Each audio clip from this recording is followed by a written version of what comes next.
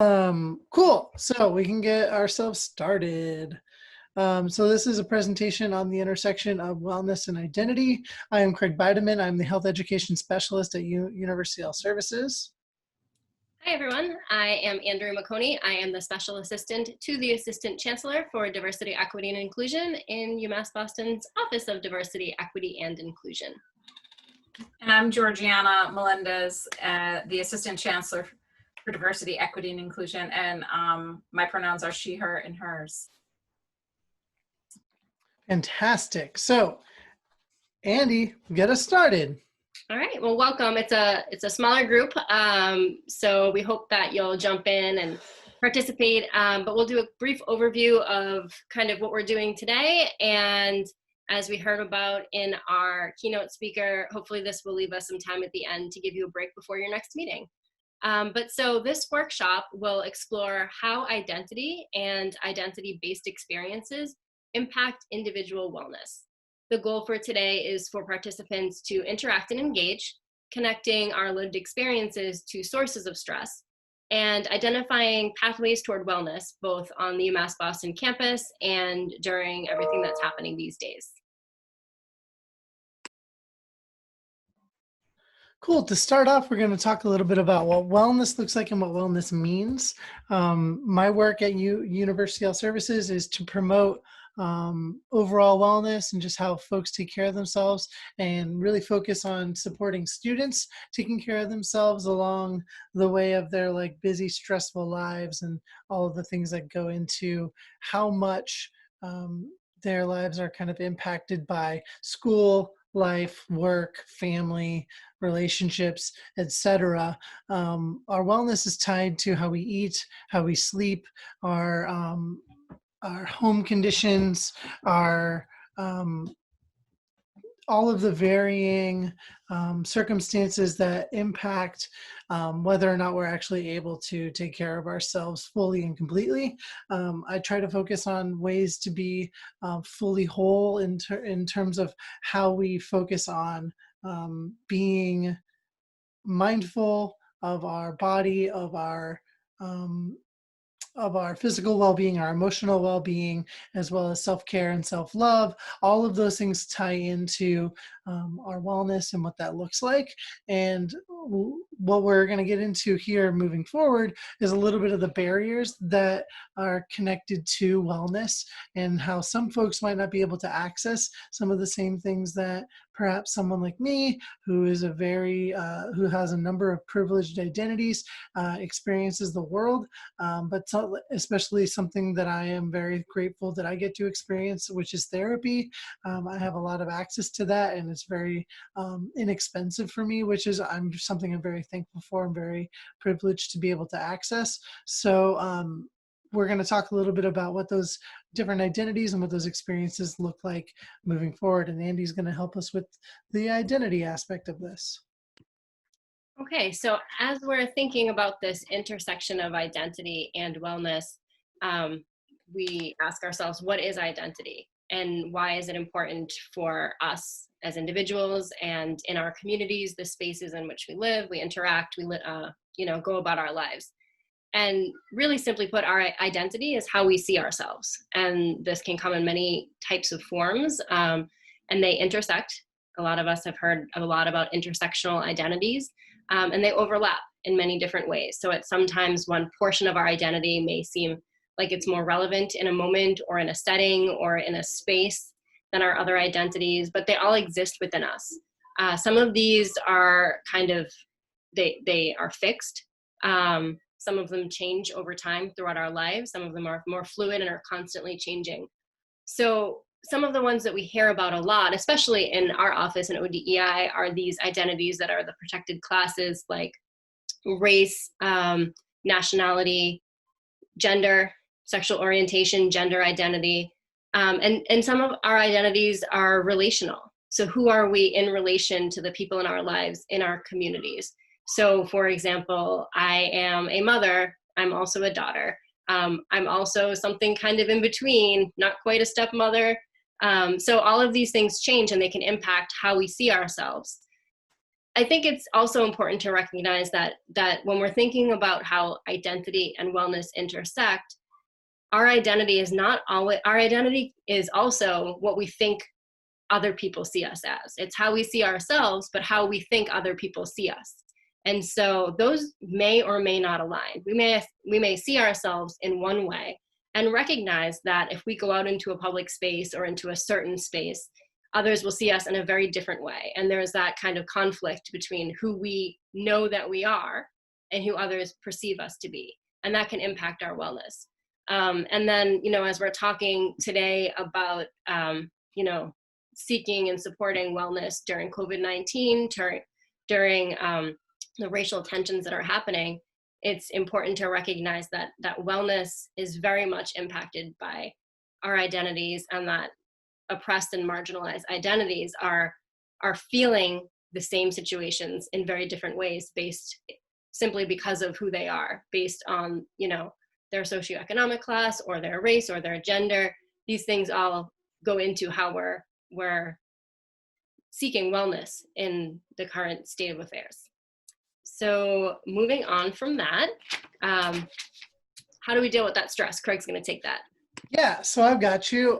So what is important to look at in this is how our identities and how our experiences impact our stress, and how the world around us impacts everything, really. And I'm curious to talk a little bit about stress, because it's one of those things that kind of permeates a lot of aspects of our lives. And it's something that I know that in my own personal experience, the main way that I cope with stress is through exercise and through trying to get as much sleep as possible, so that I'm ready to go and ready to take on whatever comes my way. But I know that everyone's a little bit different, so I'm curious, everyone in the conversation, what are some positive things you do for yourself when you are stressed out? What are some good things you do? You can either unmute and share or write it in the chat. So for me, it's gardening and listening to music. Nice. I'm a Oh, big bird watching. Cool. Oh, nice. Are you did you buy a book on it, Jeff? By any chance? Actually, I had a couple books, and I never dug them out. And we've been following all these stories about nature coming back, and I've never noticed all these birds before. And I put out a bird feeder, and I fill it every day. And the birds that come are just amazing. The most amazing. I've never seen birds like this before in the neighborhood. It's been kind of cool to watch. Neighbors love it too. I mean, all the neighbors are commenting on all the birds that are coming, and woodpeckers and goldfinches and all sorts of things. That's nice. Super cool. I should send you one of my really good friends from college is a big time bird watcher, and actually whenever she sees a new bird, she paints it. And so I should send you some of the paintings that she's done. They're really cool. Cool. Georgiana's all about sewing lately, all those face masks that she's been working on.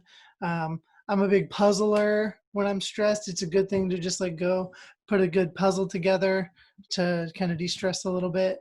Lots of reading, Andy. Yeah, completely agree.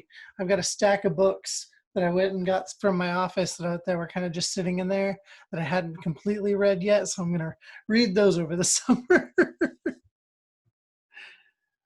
Yep, binge watching some shows. We just finished Space Force, the new Steve Carell show. It was fine. Is it fun? It's a fun watch. It's not drop dead funny like The Office, or awkward like The Office, but it definitely has its own tone. I think John Malkovich is my favorite part of the show, to be honest. Which I didn't know he was in until we started. Cooking, that's also great. I've been cooking so much more since the quarantine. That's something that I'm really happy about. It's so funny. I there was again, social media too much on my mind, but there was a thing that went around. It was day 1 of quarantine. You get the 5-course meal and what have you, and as time goes on, it's frozen food, and it's do I still have to cook? That's actually my reality. I started off coping well with cooking, but now I'm oh, I can cook again. All right, yeah, I'm doing it. Yep. For sure.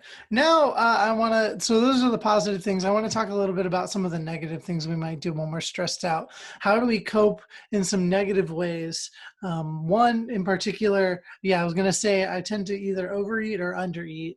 I never really find a good balance when I am stressed out. Biting my nails. Yeah, Yep, biting down your to little nails. nubs.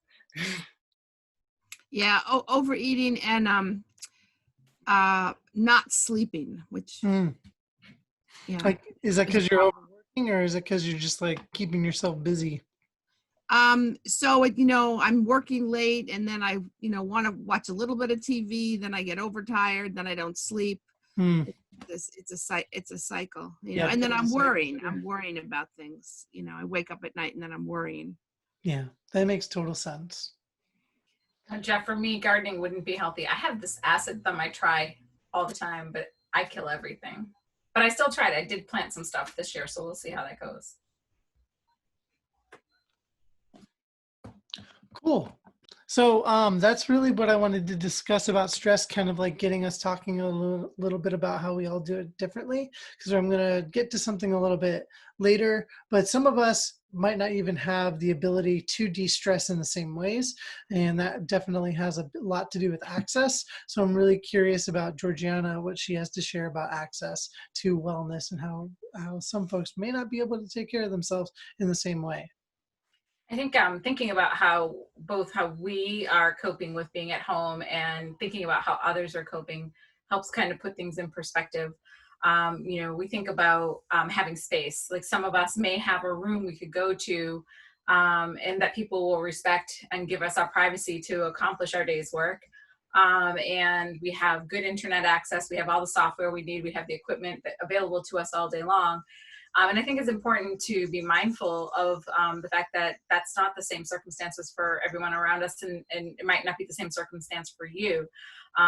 Some houses might have one Chromebook, not even a desktop, might have or not have it, and might have multiple people who are supposed to be in school full time. So if you have kids in the house who have to take classes online and you're supposed to be working online, that's a sort of a stressor on sort of how you divvy up your resources and who gets priority.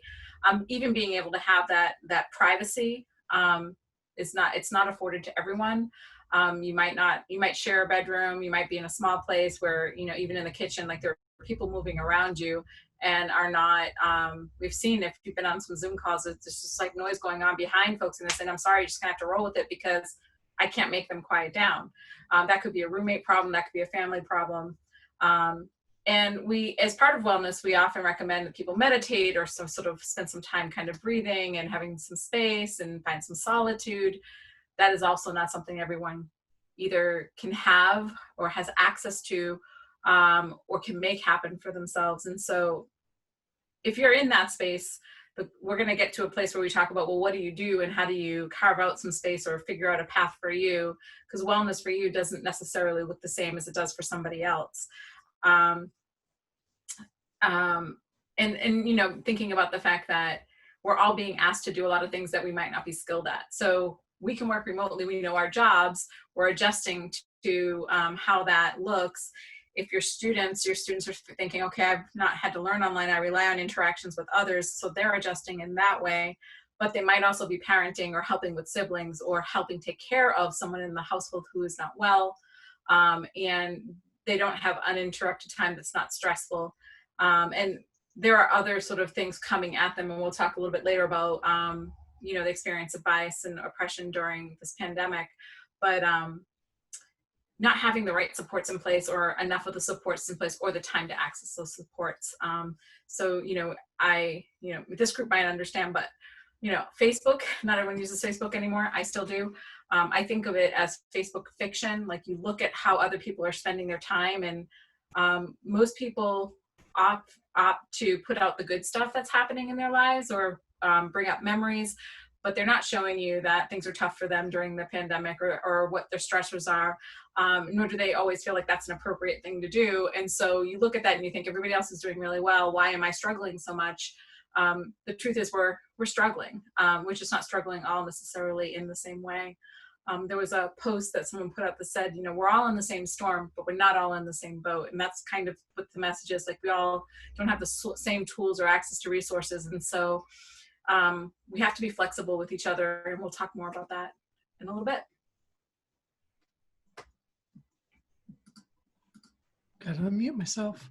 I think going along with what Georgiana was saying is it's important to recognize that not everyone's experience is the same. And I think a lot of it can come down to some of that social media comparison. I do a talk in the College of Management about digital wellness and how we take care of ourselves in online spaces and give ourselves breaks from online spaces and tech in general. So one of the things that I think is super important in this moment is to just acknowledge and recognize that a lot of us are going through the same experience, like of being in quarantine. We're going through this pandemic, but not all of us are experiencing it the same way. And some folks might want to share what they're going through and how they're coping with it, and others do the same as well. But we're all going through this in a very different way. And a lot of that does have to do with our identities and has to do with our circumstance. And so recognizing how like how I experienced this as someone whose income has not been impacted by the quarantine, someone who has health insurance, someone who has the ability to still access some of the things that I do to take care of myself. I'm not in the same boat as one of my best friends who lost his job the day quarantine started.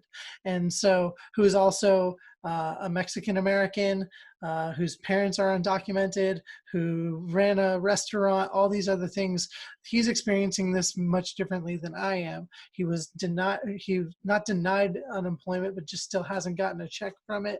So there's a lot of different experiences happening right now, and keeping a good mental mindset can be hard for some folks. And so being able to actually get yourself through some of these experiences can be very challenging. And so recognizing that we need to uplift some voices, we need to support some other folks, folks who have been struggling, folks who do struggle, making sure that we're looking out for each other and making sure that that we're actually listening to the needs of others and not necessarily only focusing inward. And know if we have the ability to focus outward, those of us who are privileged enough to do so, helping others who might need that support. But at the same time, just recognizing that since we're not experiencing the same thing, experiencing the same thing the same way, that we can still find some ways to connect and make things a little bit better for each other. And we'll talk about that a little bit later. But for right now, we're going to talk a little bit about, Georgiana's going to talk a little bit about what it might look like if we don't have some proper perspectives on what it looks like to take care of especially others during this moment. So we talked a little bit about access and really thinking about the experiences of bias, and particularly COVID-19. Because of where you all work, you may have a lot more awareness about this, but some folks will watch this video who are not in this space.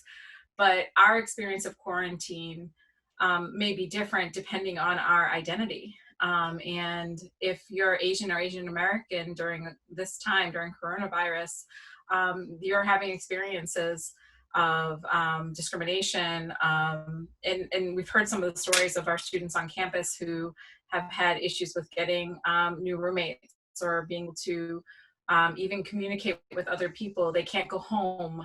They're here and they have no one else in their apartment.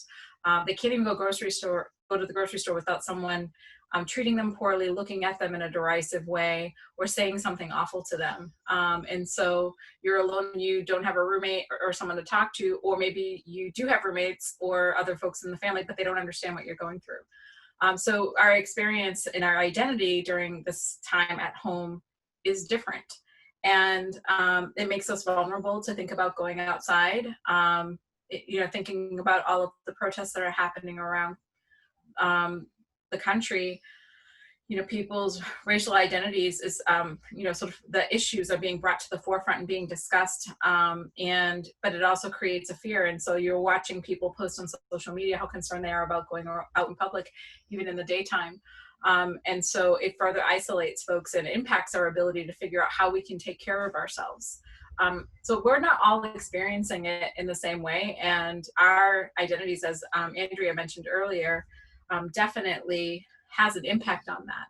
And Craig talked about sort of in the opening about having the privilege of being able to access therapy. Let's say you have the resources to access therapy, but not all therapists are the same. So if your identity is trans, and to try to find a therapist who understands that and is available to you can be a challenge. And good times now you're quarantined and you're trying to find telemedicine services. To find someone who understands your issues connected to your identity, who understands some of the racial ethnic experiences that you're having right now, or someone who understands your experiences of coming from a war-torn country. There's so many different things that impact our ability to access these services connected to our identity. They might be available, we might be able to get to them, but they might not be the right fit for us. And so it's not all the same. And so I think our next section, which is the resources on campus, we have thought about this, and we're doing our best to kind of try to expand what's available to everyone. And every time we identify a gap, we're trying to continue to plug it. But it feels harder when you're at home to figure out how to access that. And our custom is to go in, walk into an office and ask for support. And so we're challenging ourselves and challenging others to think about how you navigate what you need in a creative way remotely. And so, Andrea? Yeah, it's funny, Craig pointed out this is an old picture. The new building's not there. And we are not on campus right now, but fortunately, most of the services and resources that are available are still accessible remotely as we are not on campus. And, when we think about how we find support on campus and we support our students and our colleagues and the people in our UMass Boston community, there is a large range of resources available on campus. And as we've been talking about throughout this presentation, it's important to acknowledge that each resource is not going to be the perfect fit for every person. So, and identity impacts that very much. But of course, thank you to University Health Services for putting this together today. The Counseling Center is a great resource, and it is accessible. They have telehealth appointments available almost immediately when we went remotely, and the wait times have actually decreased quite a bit.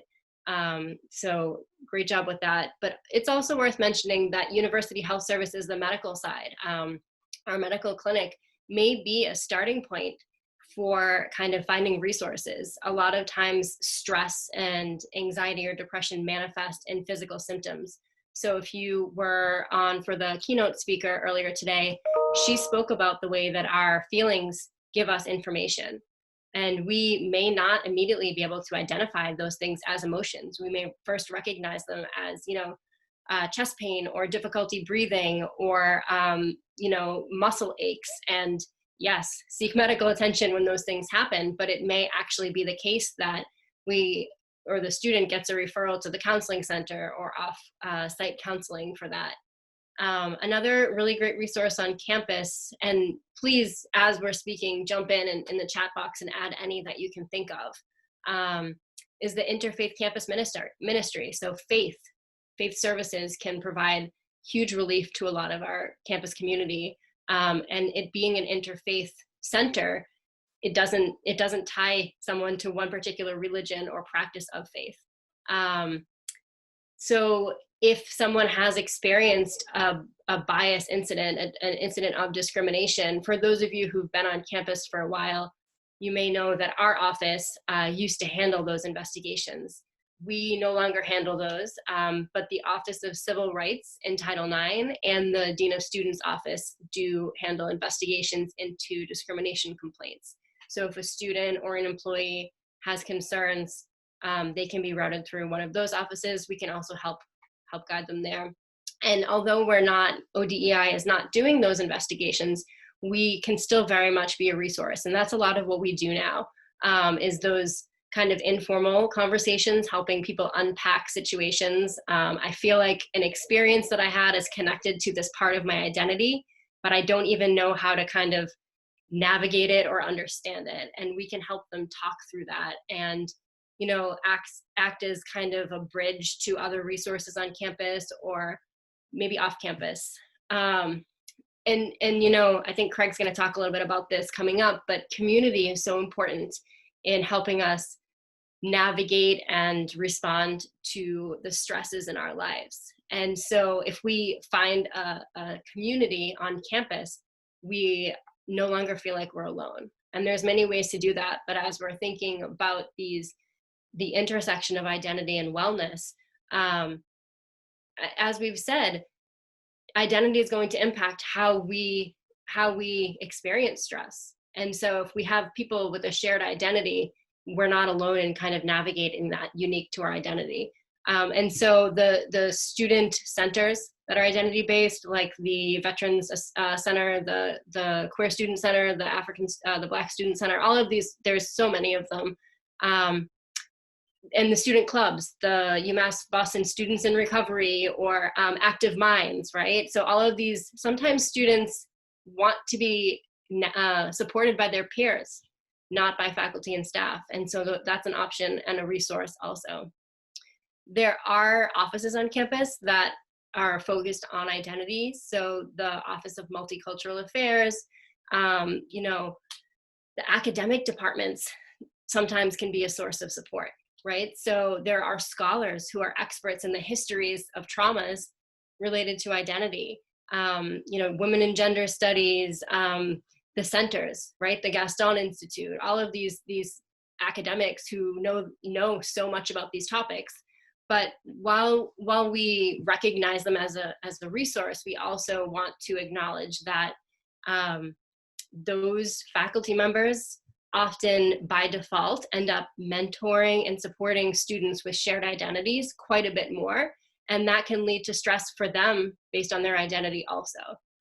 So not to say that they're not a resource, but we also just kind of want to recognize that can lead to, burdens in other ways that have an impact.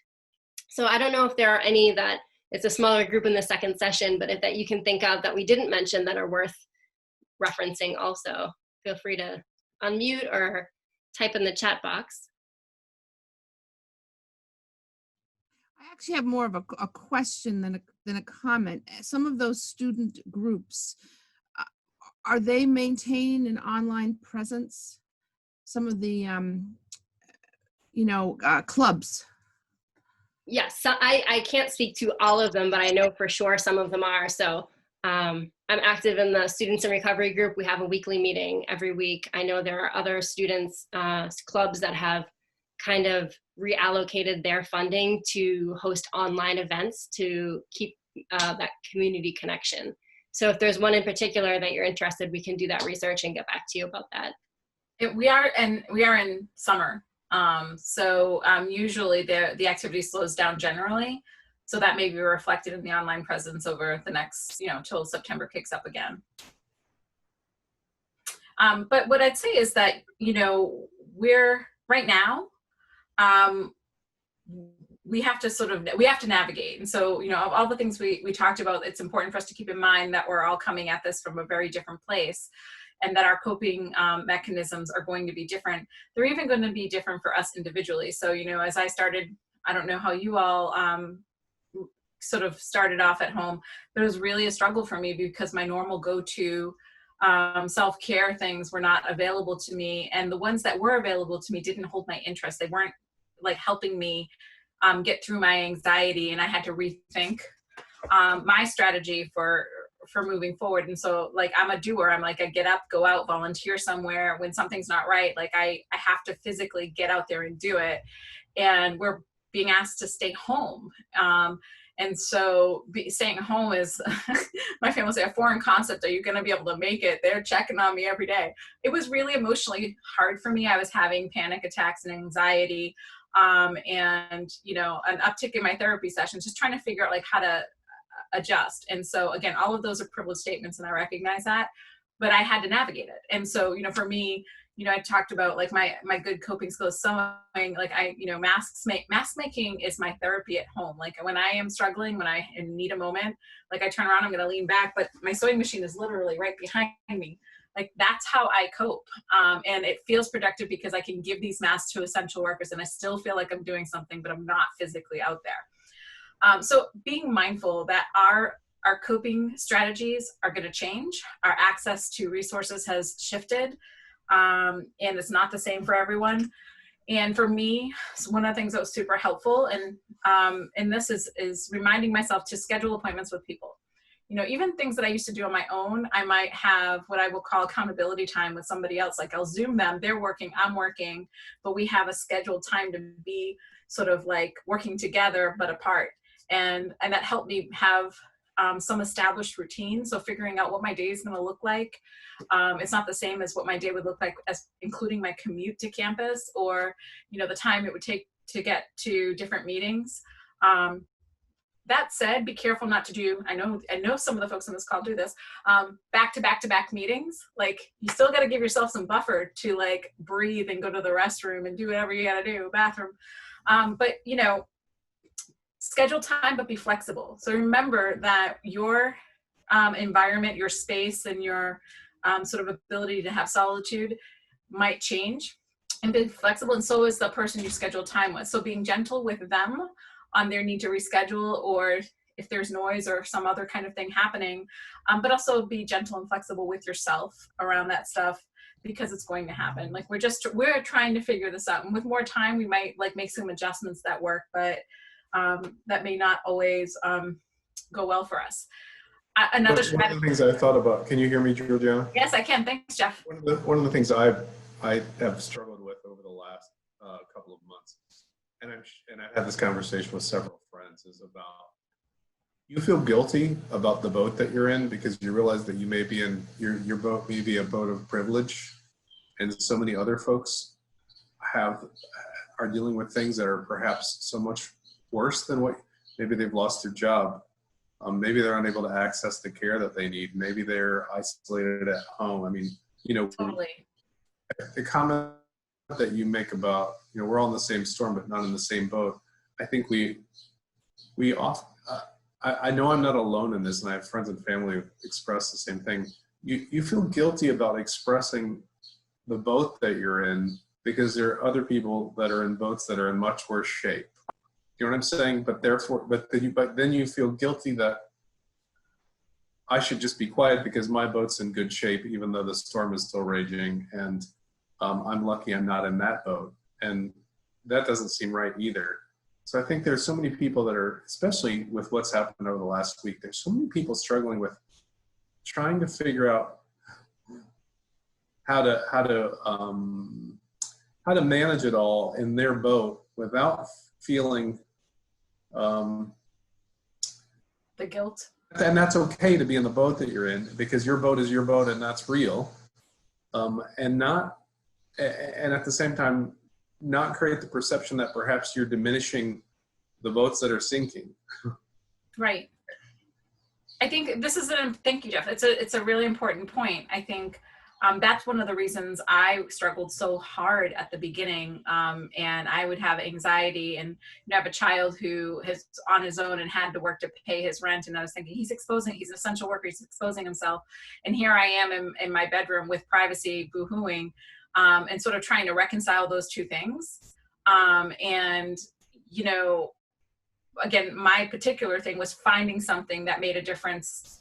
Like making masks to me feels like it's making a difference and it's helping, because we can only do what's within our capacity to do. Not everyone can sew and make masks. Not everyone can go out and volunteer at a food pantry, which is still happening.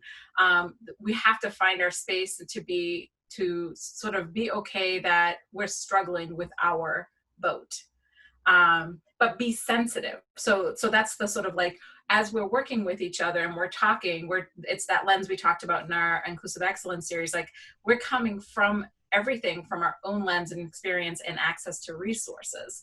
And that mindfulness, that being mindful doesn't mean we have to feel guilty. It just means that we have to be aware that they're not sharing the lens, but we can recognize their pain and we can have our own pain that's different. And it's almost like you would be even in a worse position if you were in your boat. You were sitting in your yacht, but didn't realize there were sinking boats all around you. You know, Yeah. versus my boat's in pretty good shape, and in for the most part, and that if I wasn't aware of what is going on around me at all, well, that would just be an even worse position to be in. And I remember reading posts from my friends on Facebook and Instagram who were working in supermarkets and in having anxiety at work because folks who were shopping weren't respecting the social distancing and weren't wearing masks before it was required. And I kept thinking, I'm in my office with 2 screens sitting at my house, like my life isn't too bad, and yet I'm still struggling. And so part of wellness is thinking about, well, how do we take care of ourselves? Because we can't even take in other people's pain if we're not taking care of our own. And your pain is real, and to deny it is also it's hard on you, and it's not going to help you be productive or even be helpful when you want to be helpful to others, if that's even possible. So accessing support services is a big deal in this, and I recommend creating routines for yourself, whether it's a daily schedule, whether it's a tracking mechanism, like having a checklist of things that you want to get done in a day, in a week, in a month, and like literally crossing them off so that you can see that you've made some progress, so that you're telling your mind you're doing something. Even if you're in your pajamas all day, then you're in your pajamas all day. Some people have said they're coping, part of their getting through this is that they actually get dressed. They don't like wear a suit like they're going to work, but they actually get dressed to change out of their pajamas to make that switch and help themselves pick up, because the going to bed and being in the same clothes all day feeds their sadness and loneliness. Journaling. So writing down how you feel, keeping track of what you do. And for some people, journaling is a little weird and they don't want evidence of what they're thinking. They don't want anyone else to read what they're thinking, and it might scare them. So some people journal, and like at the end of the day or at the end of writing it, literally just shred it or burn it, get rid of it. But like there are ways that we can kind of get it out of our minds. And if we're not wanting to talk to someone else, we can talk to ourselves. You could also do weekly summaries or monthly summaries just to help yourself see that you've made some progress, because we're not used to being so stationary or sedentary in our lives. And so what are some things that you all do to push through? I know gardening, right? So we get the gardening. On the last call, I shared that my partner and I do a bunch of puzzles. It's just like a good way to like not think about anything and just allow ourselves to get into the world of trying to solve literally try to solve a puzzle. And it's just something that gets us something to do together, and it's something that allows us just the chance to like de-stress a little bit. I know that some folks find puzzles stressful, but I like the thrill of it. I find it thrilling. The only stress, Craig, is like I said, the missing, the getting down, doing it, 3,000 piece and finding one piece missing. That's like, Oh yeah, we just did one, and there were 3 pieces missing, and our friend was like, "Oh yeah, I forgot to tell you that puzzle's missing pieces." And we're like, "Come on!" One thing that I do, and I think this maybe speaks to Jeff's point, I hear a lot of people talk about being bored and lonely, and I am never bored or lonely. I have a house full of people who I love very much, but it feels like I don't get any time for myself, for quiet or for decompressing. So just taking a walk around the neighborhood alone. But I also struggle with feeling guilty because there are so many people who can't see their families or wish that they could, spend more time with their kids or don't have custody of their kids. And so there is that tension between recognizing how fortunate I am, but also kind of honoring my feelings and what I need for myself for self-care, and recognizing that I need some time alone. I need some quiet, or I am not productive or able to care for others. Right. And, Jeff, you look like you're unmuting. Go for it.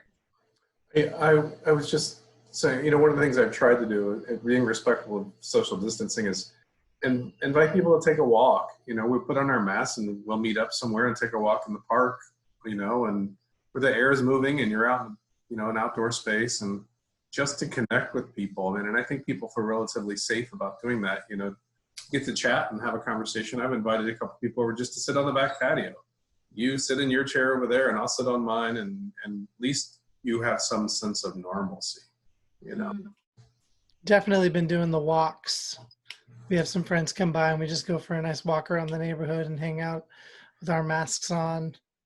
But yeah, it's definitely, it took us a little while to like get the courage to do that, but now I think we're getting a little bit more comfortable with it, with the whole phases of the city and the state kind of like getting a little more comfortable with um, the regulations and stuff. And I'd say, you know, pay attention to your stress levels. So if you're doing something that at first was like, okay, and I feel like I need to, for example, I I realized that watching the news was a main source of stress. And I need to know what's going on in the news. I need to know sort of what's happening, but I was watching it sort of in unhealthy doses. And so I apologize. So I was watching it in unhealthy doses, and so I realized that I have to like limit my time on the news. And if you're binging to the point where you're like, you know, you can't stop watching a show and it's 4 a.m. I'm not even talking 2 a.m. anymore, like 4 a.m. Then you gotta, you know, put limits on yourself and kind of pay attention, because the lack of sleep then becomes a stressor for your next day and your ability to function and feel good. You know, pay attention to what you're eating and how you're eating and why you're eating. So all of those things, the things that we know, we just have to remind ourselves that to pay attention and listen to what our body is telling us about how we're doing.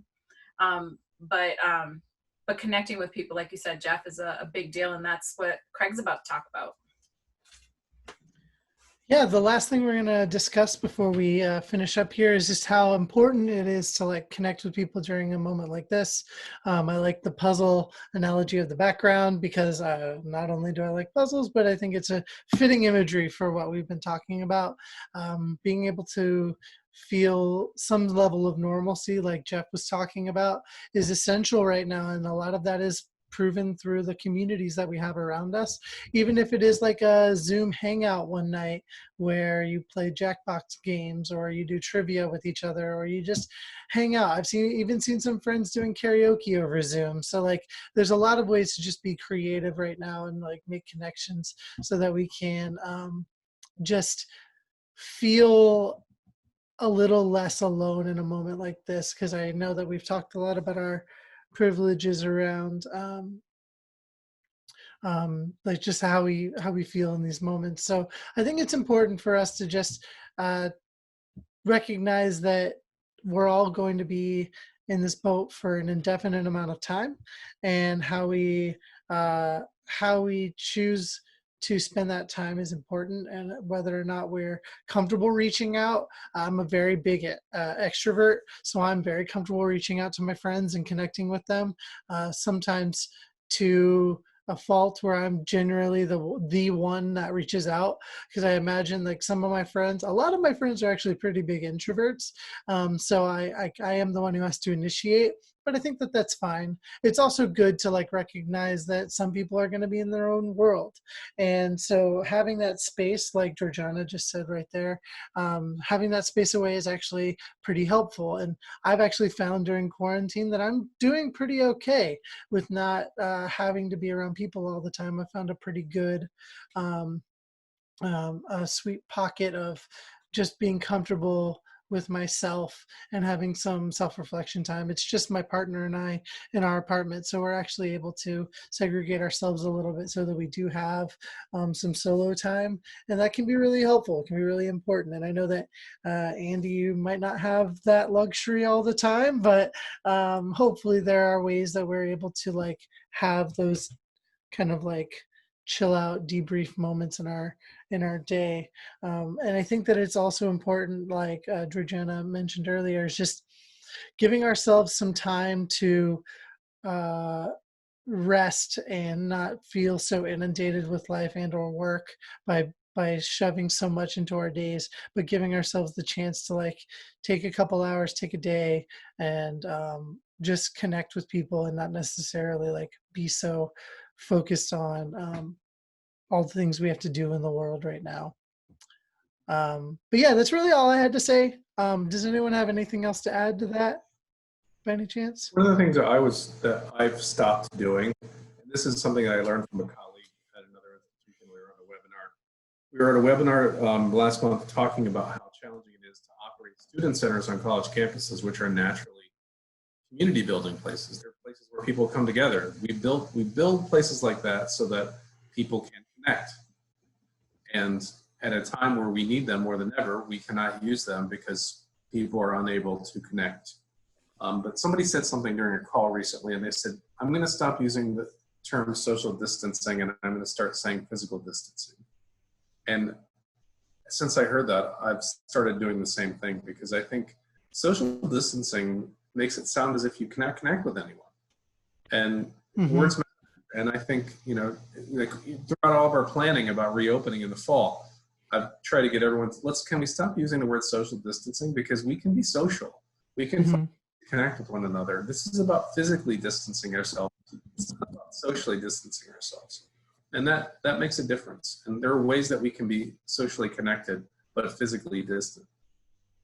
I love that. That's really, I hadn't even thought about that until you just brought it up just now.